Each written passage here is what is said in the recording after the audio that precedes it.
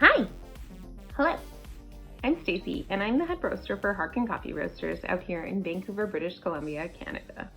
And today I'm here to talk to you a little bit about heat transfer and how that translates to the cup.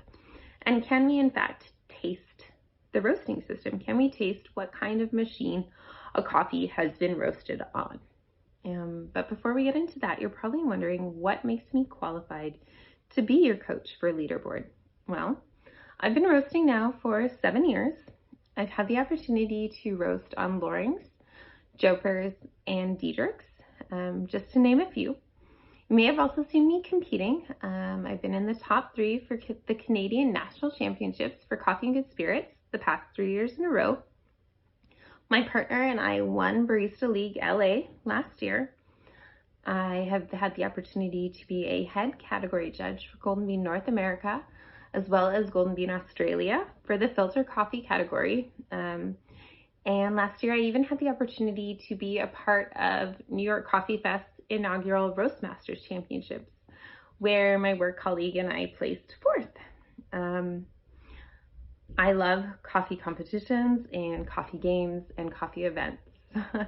So there's a good possibility you've seen me at one of those. And if we haven't met yet, I hope to meet you in 2021.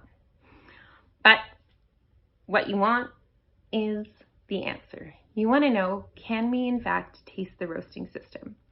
So there are 2 main roasters. There's drum roasters, which are more traditional, which have the drum, which is where the coffee roasts as it turns around in the drum.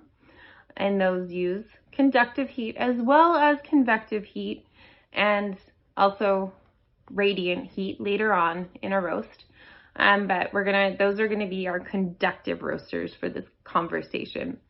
And then there's convective roasters. So those are roasters that rely on hot air to roast their coffee. So conduction happens when the beans, going back to conductive roasters, what that happens when the beans go into the roaster, they start moving around and they hit the hot side of the drum of the roaster, and that conducts the heat. Whereas with convective heating and convective roasting, you're using hot air to pass through the coffee in the roaster, and that is the main energy that is roasting the coffee. So how does this translate to the cup? This is a big topic I found since doing this, with a lot of strong opinions of, yes, I can definitely taste the roasting system, to there's no way you can taste the roasting system. But this is what I found. So I'm going to give you my answer first, and then we're going to talk about how we got there after. So what I think you should be looking for in the cup when you're trying to identify a coffee that has been roasted on a drum roaster or a more conductive roaster is a coffee that has a bigger body. So a bigger mouthfeel, a bigger body, a little bit more richness to it, as well as more developed sugars. So a coffee that is bigger in body, as well as well-developed sweetness.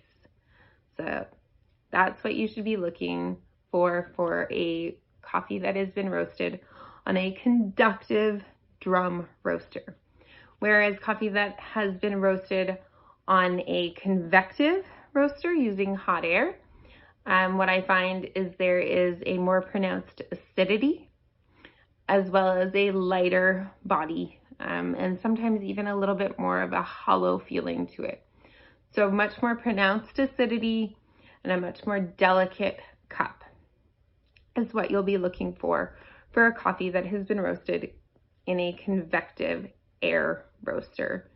So that's that. Now, how did I get there? Well, to start off, what I did was I drank a whole bunch of coffee. I went out and got every single Ethiopian coffee I could find in the city, roasted on every kind of roaster that I possibly could find, really. I cupped them, I triangulated them, I took notes, I drank them every day for like a week.